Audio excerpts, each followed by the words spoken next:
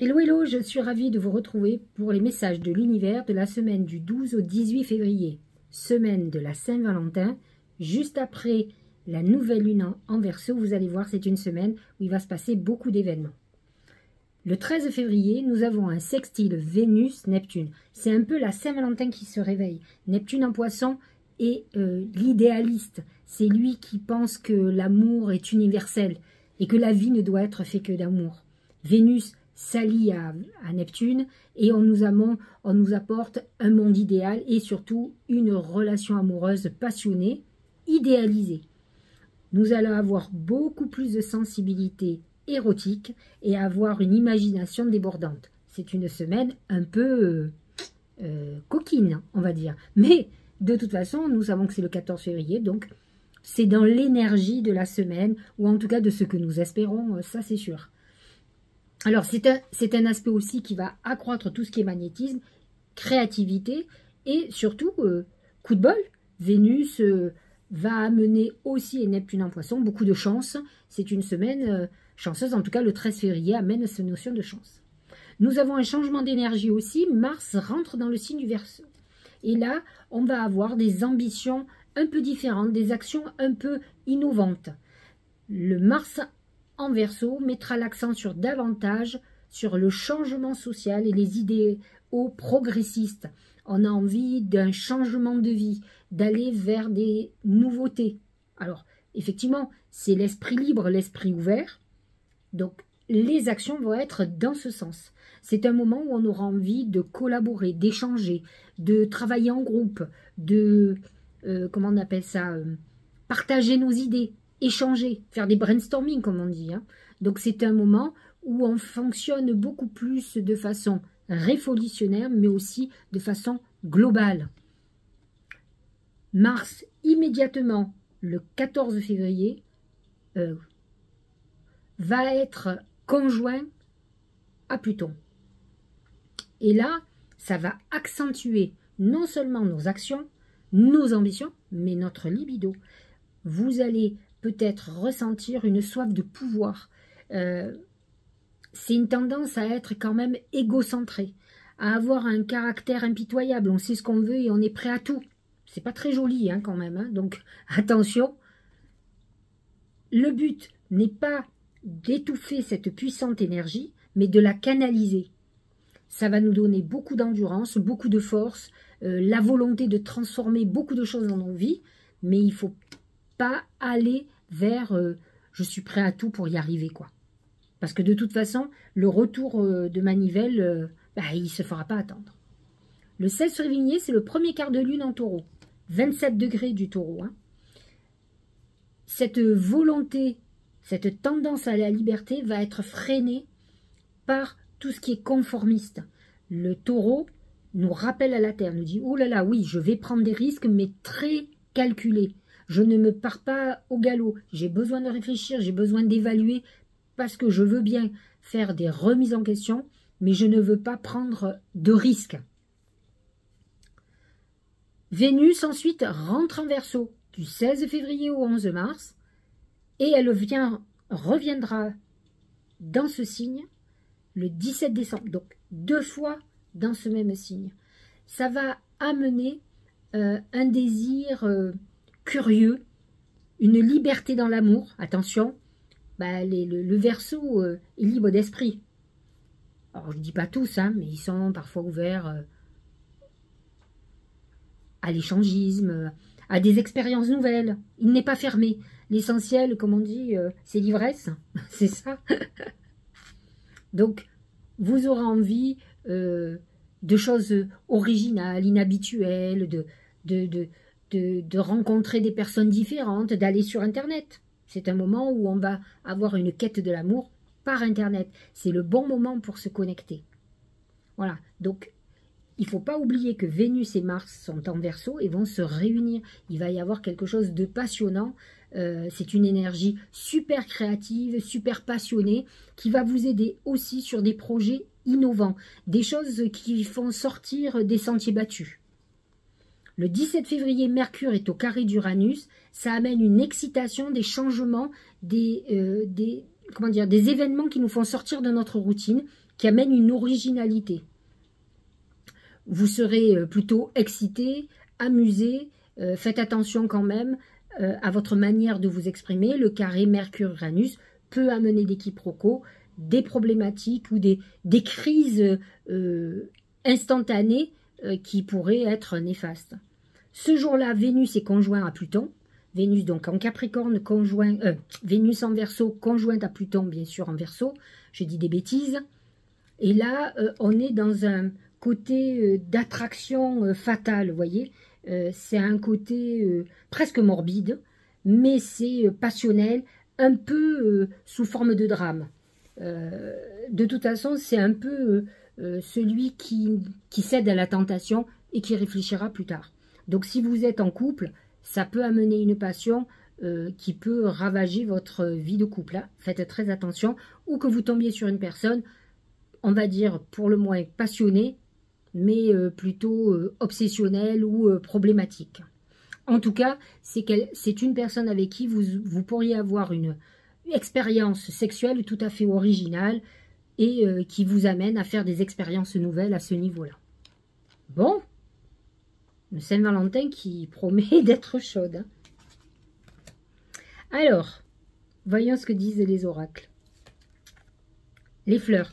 Les fleurs, c'est la réalisation de nos désirs, de nos décès. Je suis fatiguée. C'est le côté excitant de la Saint-Valentin qui m'a fait perdre la tête. Je ne suis pas Verseau pourtant.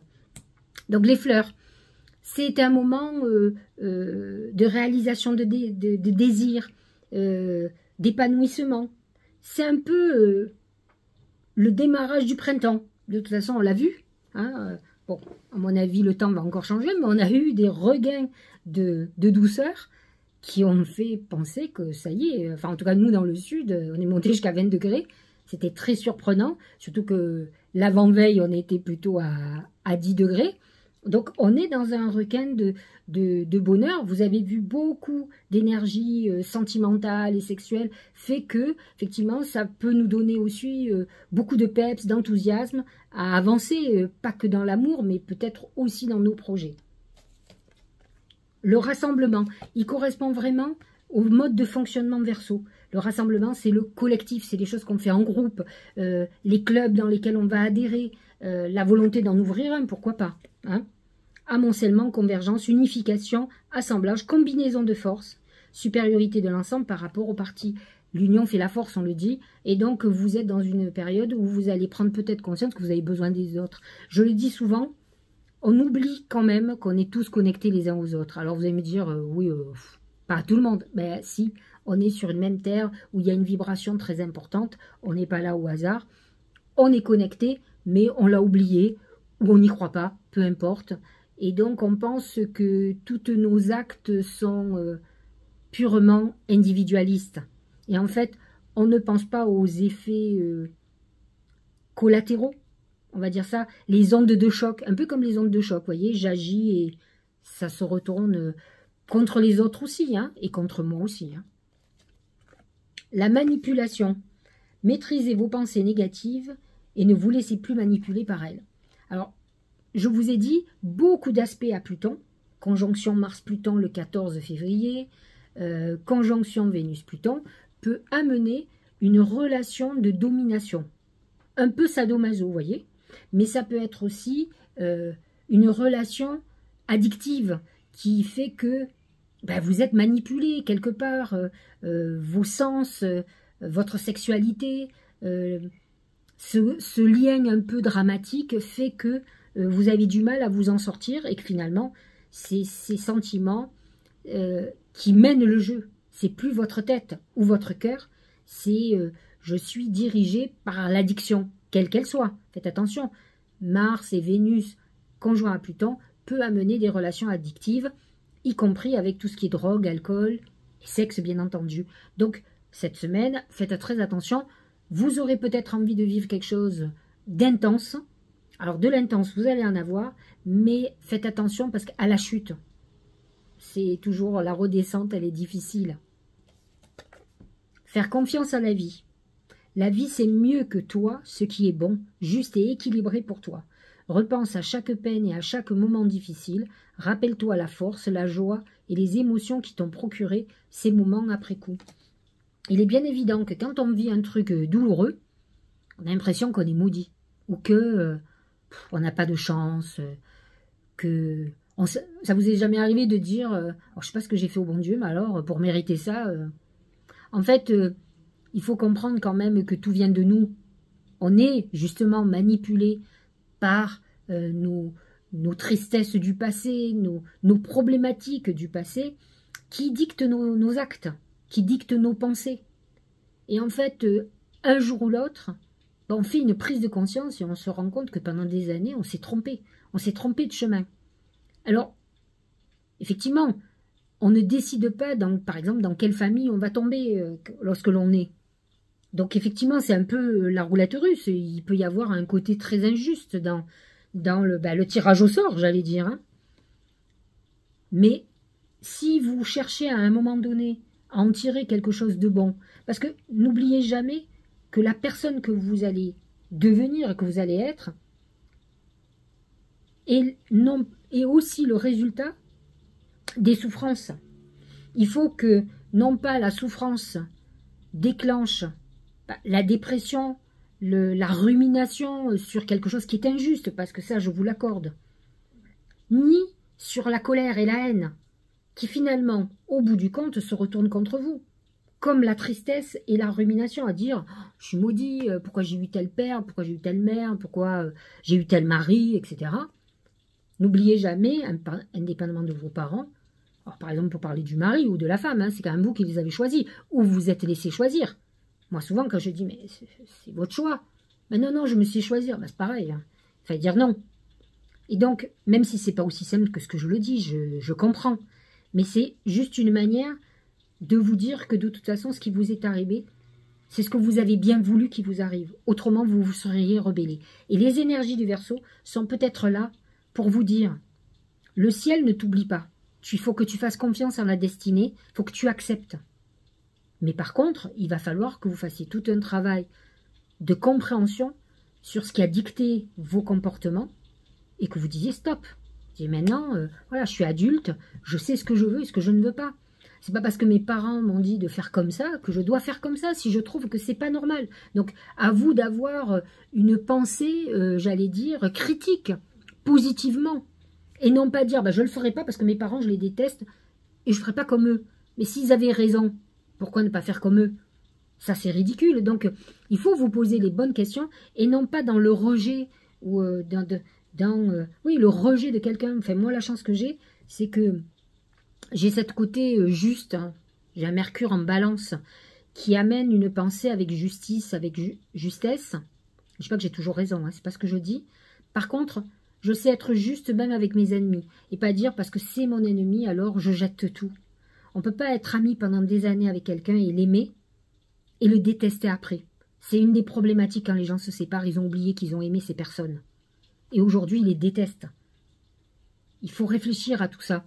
Parce que ça donne rien de bon et finalement, ça vous amène des bagages trop lourds pour l'avenir. Il faut se libérer, accepter qu'on a fait des mauvais choix, tout le monde se trompe, et justement, réussir la suite. Allez, on va passer à chaque signe. On commence par le bélier. Ah ben, c'est Amen Fatma. Amen Fatma, c'est la protection. Elle vous dit, quoi qu'il y ait dans ta vie aujourd'hui, tu es protégé. Tu deviendras vainqueur. Il faut parfois se battre, hein. Je ne vous dis pas que tout va tomber tout cru.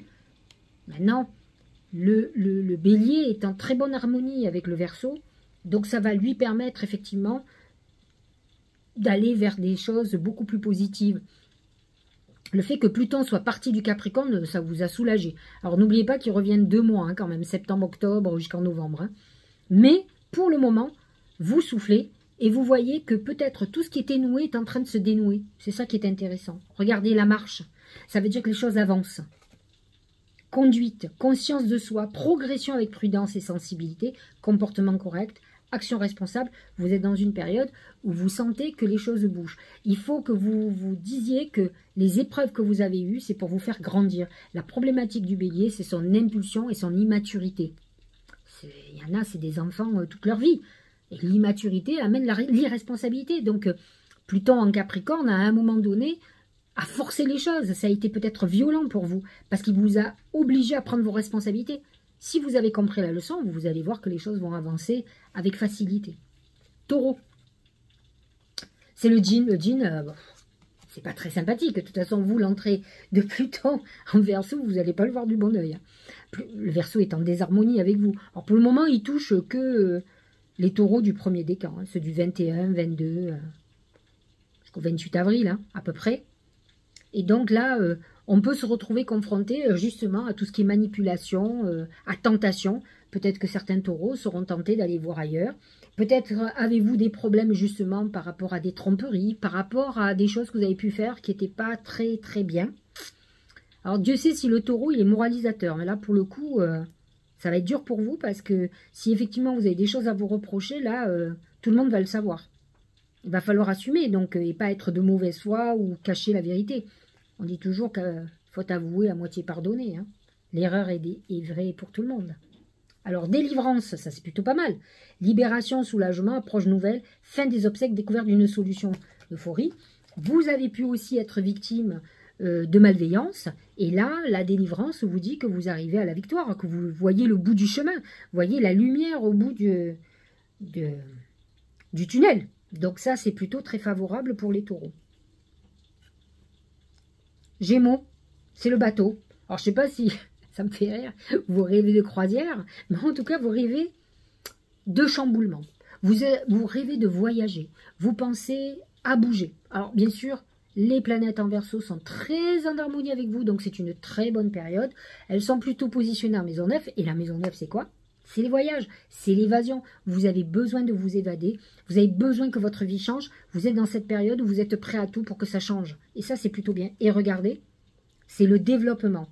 Progrès graduel, continuité, prudente lenteur, faculté d'adaptation, approche convenable. Vous êtes dans une période où les choses vont bouger et c'est ce que vous voulez. C'est comme ça que vous voyez les choses. Cancer et ascendant cancer. Le corbeau, c'est un oiseau de mauvais augure, c'est des mauvaises nouvelles, c'est des choses qui sont plutôt désagréables. Vous n'êtes pas particulièrement en bonne harmonie ou en mauvaise harmonie avec le Verseau, mais en tout cas, vous êtes dans une période un peu sombre où vous pourriez... découvrir ou avoir des nouvelles de quelqu'un dont vous n'avez plus envie d'avoir de nouvelles, ou d'une personne qui est malveillante, qui est médisante aussi. Donc attention aux nouvelles cette semaine. Qui vous donne des nouvelles? Qui va vous appeler? Qui va vous envoyer un SMS? Qui va vous envoyer un recommandé? À vous de voir. C'est la durée. Constance, continuité, endurance, persévérance, maturité, renforcement, stabilité, engagement profond. Quand je lis ça, je pense Capricorne. Votre signe complémentaire est opposé. Alors, bien sûr, peut-être que la fragilité que vous avez, c'est que vous n'êtes pas assez constant, pas assez mature. Peut-être que cette semaine, vous pouvez avoir quelques déconvenus, quelques soucis qui ont un rapport avec ce manque d'immaturité, ce manque de responsabilité. Alors, prenez-en conscience et changez les choses. Dites-vous, je ne pense pas que les vidéos, ce soit des gamins de 15 ans qui le regardent. Donc, si vous êtes adulte... prenez vos responsabilités d'adulte. Je veux dire, à un moment donné, on est livré à nous-mêmes et on fait notre vie, notre destinée. C'est ça que je disais. On ne peut pas toujours dire que c'est la faute des autres. Donc, à vous de faire ce qu'il faut pour vous libérer de ce qui est nocif, de ce qui n'est pas bon dans votre vie. Lion et ascendant Lion, c'est l'eau. L'eau, c'est une période d'abondance. On rentre dans une phase très importante, une phase de purification aussi. Bon, toutes les planètes en Verseau sont positionnées dans votre maison 7. Pour les lions, ascendant lion qui sont seuls, ça peut être une très très belle rencontre. Ça peut être aussi la volonté de faire un enfant, de se marier. On est dans une période où on célèbre quand même beaucoup l'amour et la relation qu'on a avec l'autre. Regardez, la jeune mariée, situation compromettante, subordination, victime de la séduction, manipulation, faible estime de soi. Alors attention aux lions et aux lionnes, ascendant lion aussi, qui pourrait être tenté par une personne nouvelle, qui pourrait avoir une double vie. On est quand même dans une phase où je vous ai expliqué que cette semaine, il peut y avoir beaucoup de tentations. Il y a quand même une conjonction Vénus-Pluton, Mars-Pluton, qui peut amener une passion irrésistible ou une tentation vis-à-vis de quelqu'un avec qui ça va être chaud. C'est ça qu'on dit, chaud. Allez, Vierge, ascendant Vierge. Le crocodile pour les Vierges, ennemi, violence. Alors attention, attention, cette semaine, vous pourriez, alors c'est intéressant de voir qui va se manifester cette semaine. Il peut y avoir des personnes malveillantes, des personnes qui parlent mal de vous, des rumeurs, des choses qui vont vous blesser, hein, certainement. Peut-être est-ce vous qui allez agresser quelqu'un aussi, hein, donc on va voir ce qui va se passer, mais faites très attention à ce qui vous entoure. Vous n'êtes pas en désharmonie avec le Verseau, mais pas particulièrement en harmonie de toute façon. Vous êtes beaucoup plus en harmonie, par exemple, avec le premier quartier de lune en Taureau, qui va toucher surtout les derniers décans de la Vierge.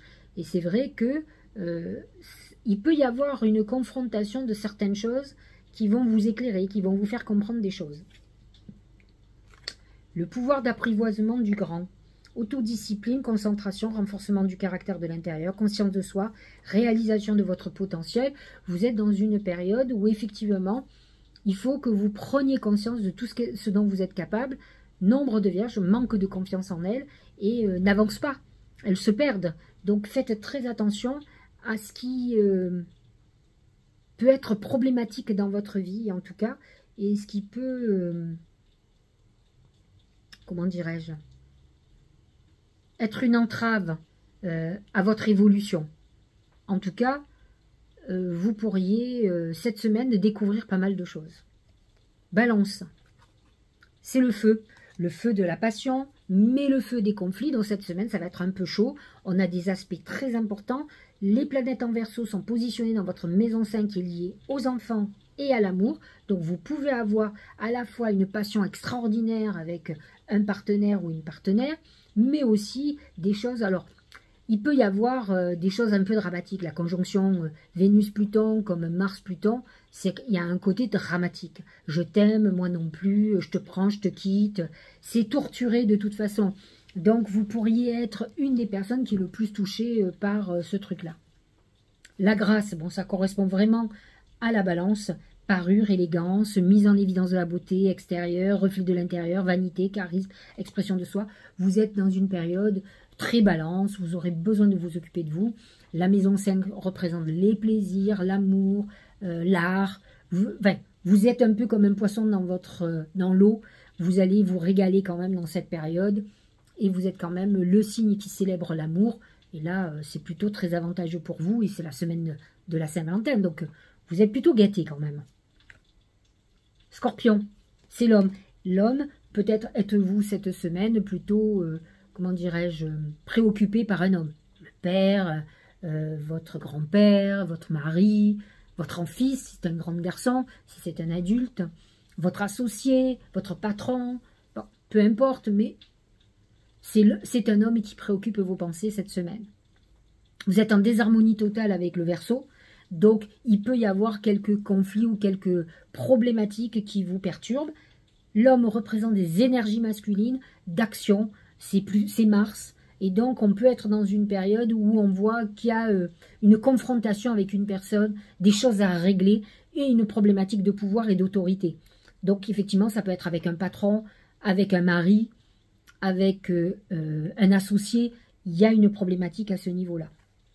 Le progrès, ça c'est plutôt positif, avancement, obtention de reconnaissance, appréciation, accomplissement, accélération, gain régulier, clarté accrue. Vous êtes cependant, pour nombre de scorpions en scorpion, dans une période d'évolution.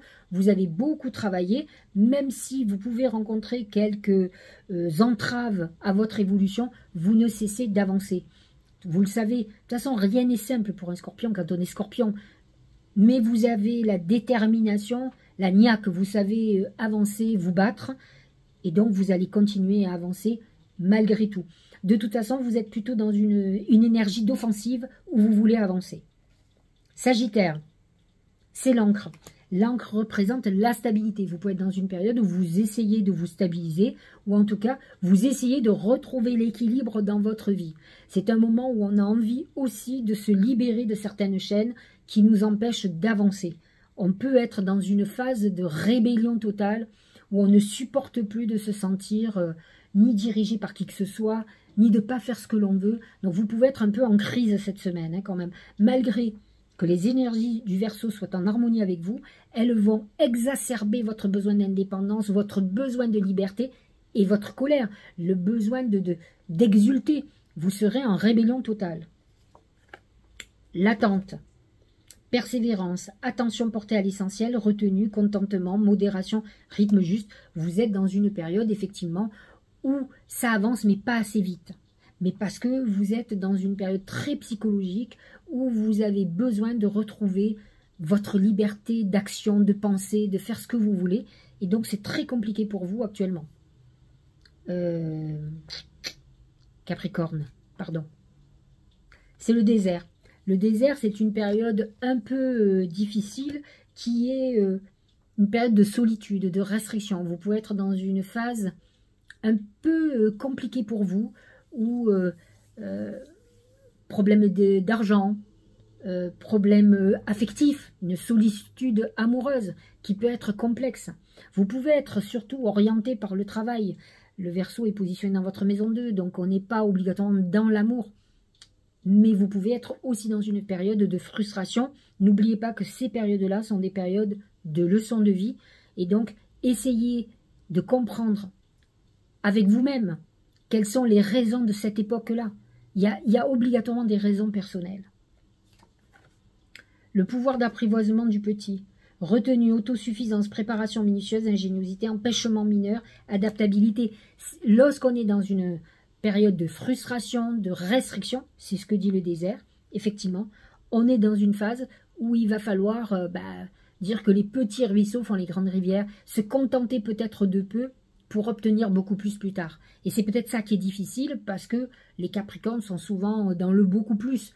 Et donc, à un moment donné, il faut peut-être accepter une période restrictive quand même. Verseau, c'est le pont. Le pont, c'est la transition.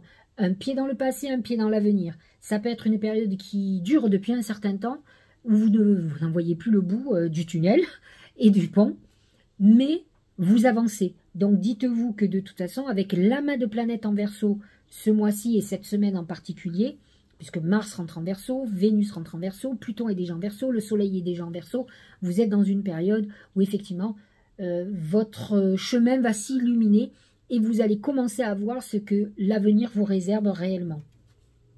Les veilleurs, c'est Uranus. Choc, crise, bouleversement, inspiration de crainte respectueuse, importante modification du pouvoir, imprévisibilité, réveil en fanfare, c'est Uranus.